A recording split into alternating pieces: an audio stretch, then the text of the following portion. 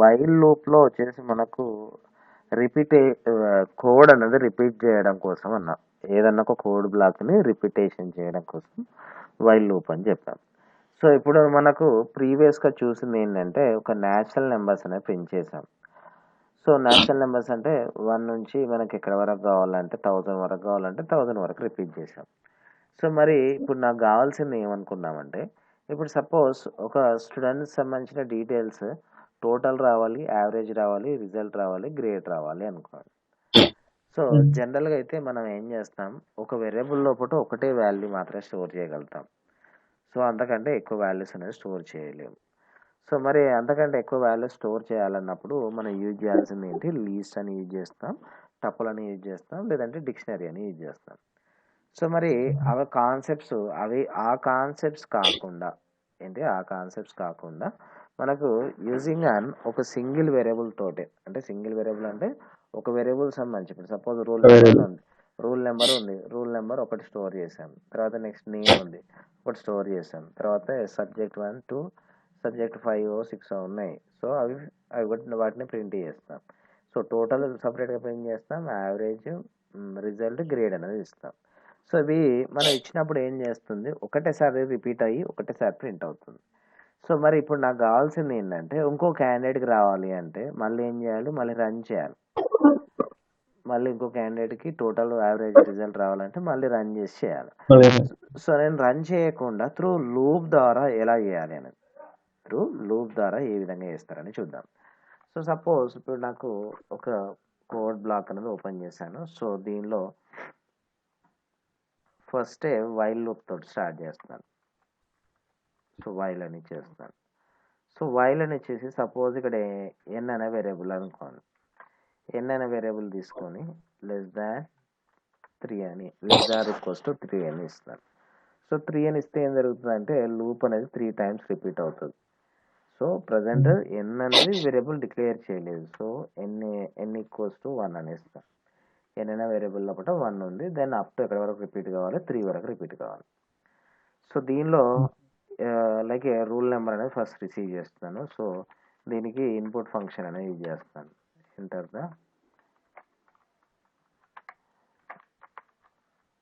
The మనకు rule number అని ఇస్తాను.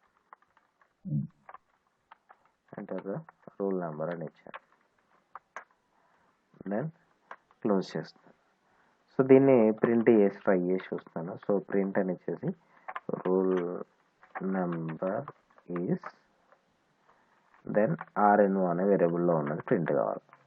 సో సేవ్ చేస్తాను.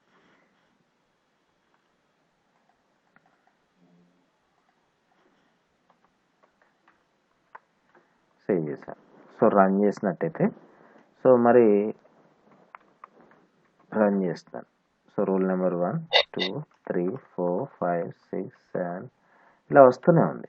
ఎందుకోసం అంటే మనం ఇక్కడ బ్రేక్ చేశాను. ప్రజెంట్ కంట్రోల్-C అంటే బ్రేక్ చేయడం లూప్ని. సో ఎన్ లోపల 1 అనే వాల్యూ ఇచ్చాం. సో ఎన్ లెస్ దాన్ 3 అని ఇస్తాం.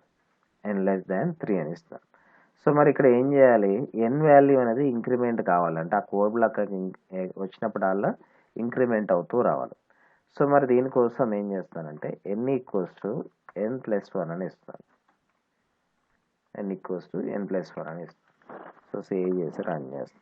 సో 1 2 3 ఇస్తాను. సో అంటే ఇక్కడ ఏం జరుగుతుంది, రూల్ నెంబర్ ఇచ్చేసాము, దాని రూల్ నెంబర్ ఈస్ 1 అని వచ్చింది. రూల్ నెంబర్ 2 ఇచ్చాం, నెంబర్ ఈస్ 2. 3 ఇచ్చాం, 3 అని వస్తుంది. అంటే ఇక్కడ ఏంటి ఇవ్వగానే దానికి ఏంటి నెక్స్ట్ స్టేట్మెంట్ లోపల ఏం జరుగుతుంది, ప్రింట్ అవుతుంది. మరి నేను ఇక్కడ ఇచ్చింది ఎన్నిసార్లు, కోడ్ అనేది ఒకటేసారి ఇచ్చాం. సో కానీ రిపీట్ మాత్రం ఏం జరుగుతుంది, 3 టైమ్స్ రిపీట్ అవుతుంది. 3 టైమ్స్. సో 3 టైమ్స్ కావాలంటే 3 టైమ్స్ చేసుకోవచ్చు, 10 టైమ్స్ కావాలంటే 10 టైమ్స్, 3000 టైమ్స్ అన్నా 3000 టైమ్స్. అంటే మనం ఇక్కడ ఈ కోడ్ బ్లాక్ లోపల ఏది ఉంటుందో దాన్నే రిపీట్ చేస్తామని చెప్తున్నాం. సో మరి చూద్దాం. సో రూల్ నెంబర్ ప్రింట్ చేస్తున్నాను. ఇంకా ఏమేమి ప్రింట్ చేద్దామంటే నేమ్ అనేది తీసుకుందాం. సో నేమ్ అనేది ఇక్కడ నాకు ఇన్పుట్ ద్వారా తీసుకోలేను. సో ఎందుకోసం అంటే ఇది ఓల్డ్ వర్షన్ కాబట్టి నాకు ఇన్పుట్ ఫంక్షన్ ద్వారా ఇక్కడ వర్కౌట్ కాదు కాబట్టి నేను డైరెక్ట్ సబ్జెక్ట్ 1 అని తీసుకున్నాను. సబ్జెక్ట్ 1 ఇంట్ అని యూజ్ చేసి ఇన్పుట్ అని ఇస్తాను. ఇన్పుట్ అని ఇచ్చేసి enter the subject 1 marks. Subject 1 marks. So పారాన్సిస్లో క్లోజ్ చేయాలి, 2 పారాన్సిస్. తర్వాత subject int input enter the subject 2 marks.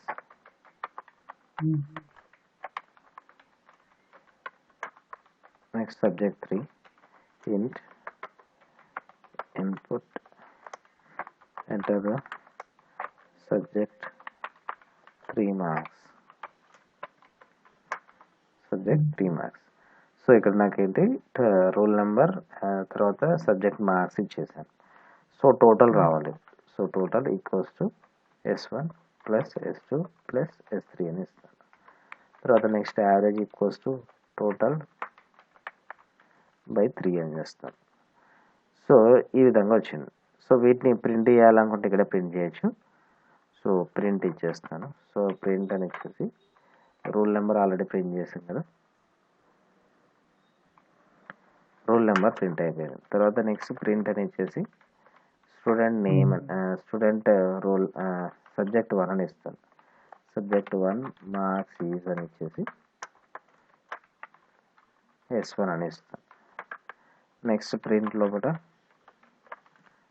Subject 2 marks is S2 అని ఇచ్చాను.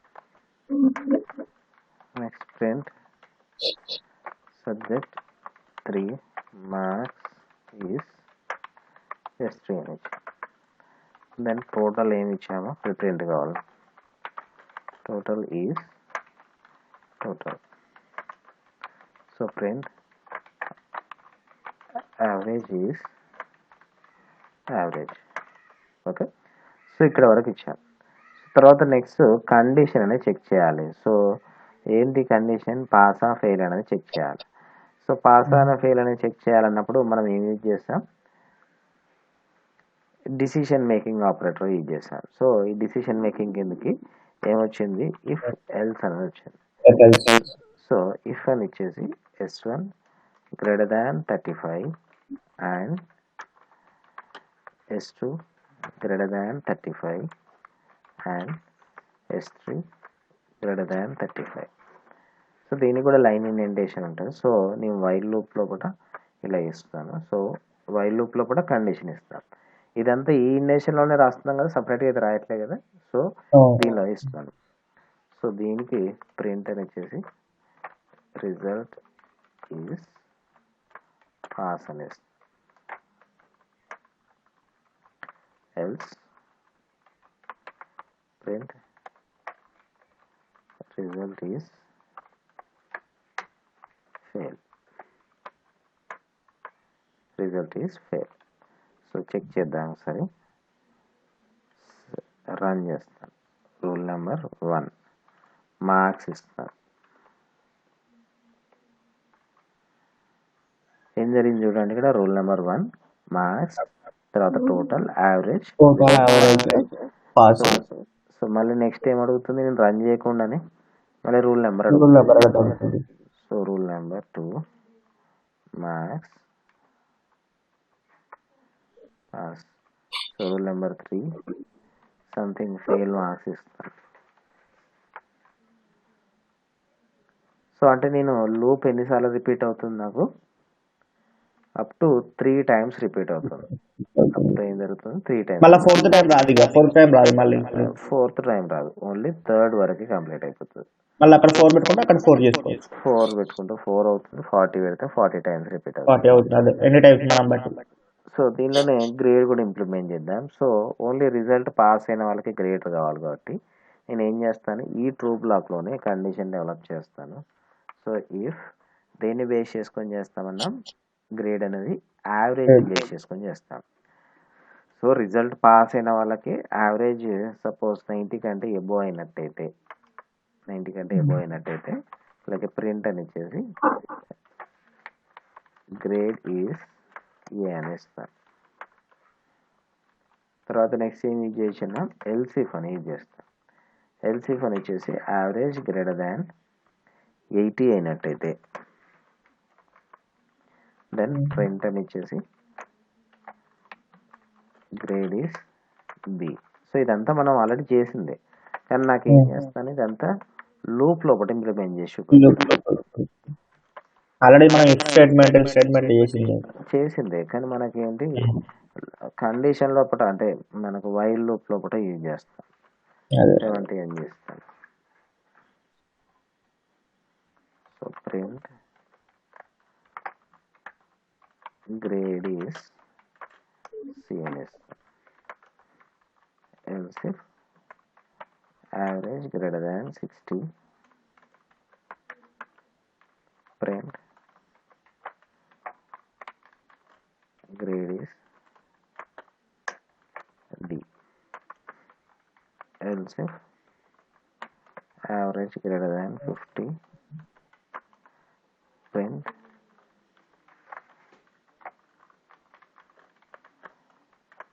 E.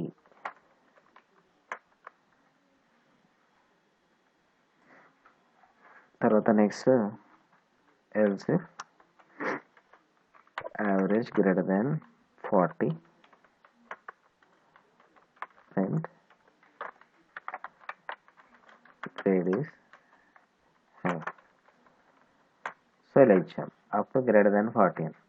లేకపోతే ఏం జరగాలి, రిజల్ట్ ఫెయిల్ అయితే ఏం జరగాలి, print grade is stars. So save run చేస్తాను. So 1 marks. సో ఏమొచ్చింది చూడండి, మార్క్స్ డిస్ప్లేని యాజ్ వెల్ యాజ్ టోటల్ వచ్చింది, రిజల్ట్ గ్రేడ్. సో తర్వాత నెక్స్ట్ రూల్ నెంబర్, ఏదో ఒక రూల్ నెంబర్ ఇవ్వచ్చు. సో నేమ్ మార్క్స్, ఫెయిల్ అయ్యిండు, ఫెయిల్ అయిన ప్లేస్ తర్వాత గ్రేడ్ వచ్చేసి ఏమొచ్చింది, స్టార్స్ అన్నట్టు వచ్చింది. సో సపోజ్ అనేది రూల్ నెంబర్ ఇచ్చాను. సో మార్క్స్ ఇస్తాను, ఫెయిల్ అయ్యారు. సో 3 వరకే ఎండ్ అయిపోతుందా, 2 వరకే ఎండ్ అయిపోతుందా?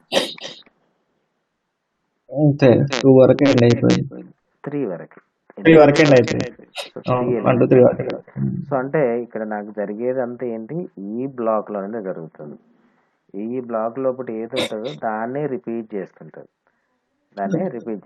సపోజ్ ఈ స్పేస్ ఇటు వచ్చింది అనుకో, ఇక మనకేంటి అది పనిచేయదు. సో అంటే ఈ ఇంక్రిమెంట్ ఎప్పుడు అవుతుంది, ఈ కండిషన్ ట్రూ అయినప్పుడు మాత్రమే ఇదంతా ఇంక్రిమెంట్ అవుతుంది, లేకపోతే ఇంక్రిమెంట్ కాదు. స్టెప్ బై స్టెప్ ట్రూ ఉన్నది కాబట్టి సెట్ అవుతా ఉంటుంది. ఎస్. సో అలా దాన్ని ఏమని కాల్ చేస్తాం, వైల్ లూప్ లోపల ఈ విధంగా ఎగ్జాంపుల్ ఒకటి తీసుకోవచ్చు. అంటే ఎగ్జాంపుల్గా తీసుకున్నాను. సో మీరు కూడా ట్రై చేసి చూడవచ్చు, దాన్ని బేస్ చేసుకొని. సో తర్వాత నెక్స్ట్ ఇన్ఫినిట్ లూప్ అంటున్నాం. ఏం కాల్ చేస్తాం, ఇన్ఫినిట్ లూప్ అంటున్నాం. సో ఇన్ఫినిట్ లూప్ మీన్స్ ఏంటంటే లూప్ లోపల అనదర్ లూప్, ఇన్ఫినిట్ మీన్స్ ఏంటంటే కండిషన్ అనేది నెవర్ ఎండింగ్ అనేది. అంటే కండిషన్ అనేది ఎప్పుడూ సాటిస్ఫై అవుతుంది, దాన్ని ఏమంటారంటే ఇన్ఫినిట్ లూప్ అని కాల్ చేస్తాం. అంటే ఒక ఎండింగ్ అంటూ ఉండదు అన్నాడు. సో ఒక ఎండింగ్ అంటూ ఉండదు, దాన్ని ఏమంటాం, ఇన్ఫినిట్ లూప్ అంటాం. సో సపోజ్ ఇన్ఫినిట్ అంటే ఇప్పుడు సపోజ్ ఇక్కడ ఏం జరుగుతుంది, n = <3 అన్నాం. n లోపల ప్రజెంట్ ఏ వాల్యూ ఉంది, 1 ఉంది. దెన్ <3 అంటే ఏం జరుగుతుంది, అప్ టు మనకేంటి ఫస్ట్ n లోపల 1 వస్తుంది. తర్వాత నెక్స్ట్ n+1 అన్నప్పుడు ఏం జరుగుతుంది, 2 అవుతుంది. మళ్ళీ నెక్స్ట్ ఏం జరుగుతుంది, n+1 అన్నప్పుడు 3 అవుతుంది. తర్వాత నెక్స్ట్ n+1 అన్నప్పుడు 4 అవుతుంది. మరి కండిషన్ సాటిస్ఫై అవుతుందేమో దీనికి వస్తుంది, లేకపోతే ఏం జరుగుతుంది, రిపీట్ అవుతూనే ఉంటుంది. సో సపోజ్ n కూడా 3a ఇస్తాను. n 3 అని చేశాను. దెన్ ఇక్కడ ఈక్వల్స్ అని ఇస్తాను. ఏంటి, డబుల్ ఈక్వల్స్ ఉన్నాం. సో డబుల్ ఈక్వల్స్ అంటే కంపారిజన్ చేసుకోవడానికి. సో సేవ్ చేస్తాను, రన్ చేస్తాను. సో 1 వచ్చింది, మార్క్స్ ఇస్తాను. సో అంటే ఇక్కడ నాకు ఏం జరిగింది, ఒకటేసారి వచ్చింది. సో సో మరి ఈ ఎన్ వాల్యూ అనేది ఇంక్రిమెంట్ చేయట్లే, కామెంట్ పెట్టాను.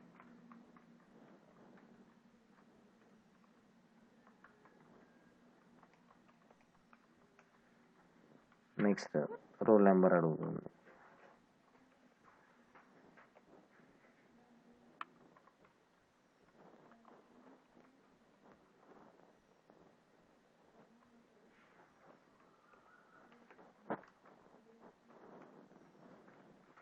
అవుతుందేమో, ఏమన్నా ఎండ్ అవుతుందా?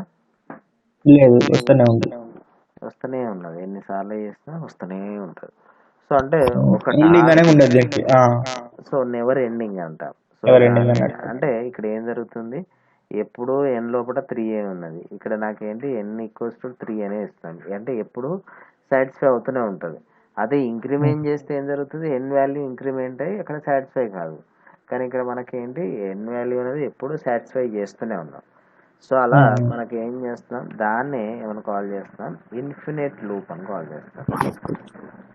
ఏం కాల్ చేస్తాం, ఇన్ఫినిట్ లూప్ అంటాం. ఇన్ఫినిట్ మీన్స్ ఏంటంటే నెవర్ ఎండింగ్. సో ప్రాసెస్ అనేది కంటిన్యూషన్ జరుగుతూనే ఉంటే దాన్ని ఏమంటాం, ఇన్ఫినిట్ లూప్గా ట్రీట్ చేస్తాం.